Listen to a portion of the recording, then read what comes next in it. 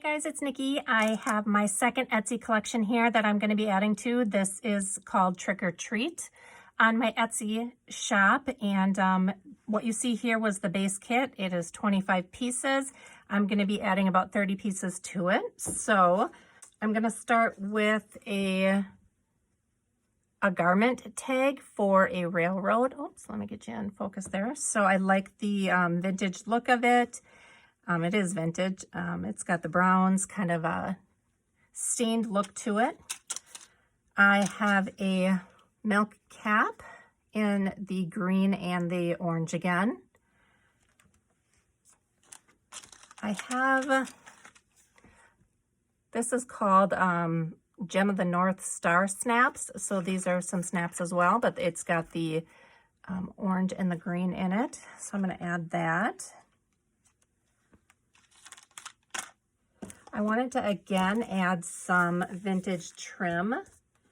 So I've got these pieces. I'm saving the purple because the last collection has purple in it. So out of these, I think the dark green goes the best. And this is Rick Rack, and it is a full unopened package. So that is going to be coming with this one.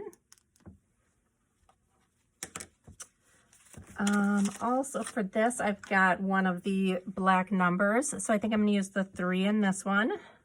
I've got actually two other vintage envelopes. One is in a craft paper. One is a handwritten black one. I love the handwriting on there. And it's like calligraphy and cursive and kind of creepy. So you get those two envelopes. I'm going to add those. I have a Yahtzee scorecard. I've got some flashcards here to add. I thought the candles were kind of creepy. I'll make this look much nicer later. I have the 3 and the 1, similar to that as a 3 and a 1. And then also I think I'm going to add some frogs. I do have some more of the war stamps, so I'm going to add these to the collection. Put those there. I have 2 pieces of lined paper and 2 pieces of craft paper. So I'll add those. I'm just going to tuck those over here for now.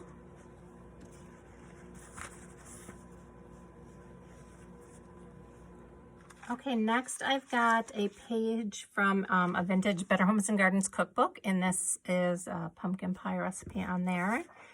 I've got this page from a vintage nursery rhyme book with Little Miss Muffet, so it's got the spider web on there. I've got a treat bag that can be used, you know, you can use it as a tuck spot or pocket. I've got some ribbon. Got a couple wood veneer pieces, a pumpkin and one that says October 31st. Got a wood veneer Happy Halloween. I've got some vintage candy corn appliques. I've got a flashcard that says Struck. I have 2 cupcake toppers that look very vintage, the way that the pumpkin is styled and the hat I thought were very cute, very vintage looking. I have a divider card that is for the month of October, and I have 2 pages from a Sears Roebuck catalog that is a replica 1902 edition. So this one has some headache powders, some different cures on it, brain pills, blood pills, so you could use either side of that. And then this one has some medical instruments, some old-fashioned medical instruments, and those always creep me out for some reason. So let me get this organized. I'll come back and I'll take you through exactly what the collection consists of. Okay, so here's the collection. Let me take you down into it and go through everything. So here we've got the craft paper and the lined paper. We've got the flashcards, some wood veneers, the Halloween napkin, some vintage iron-on appliques, the October divider, We've got the cookbook page and the nursery rhyme page, a paper clip, some vintage flashcards, the vintage snaps. We've got the catalog pages back here, the Yahtzee card, a tag, got the milk cover there. We've got the cupcake toppers, a vintage playing card and a tag, a full rickrack.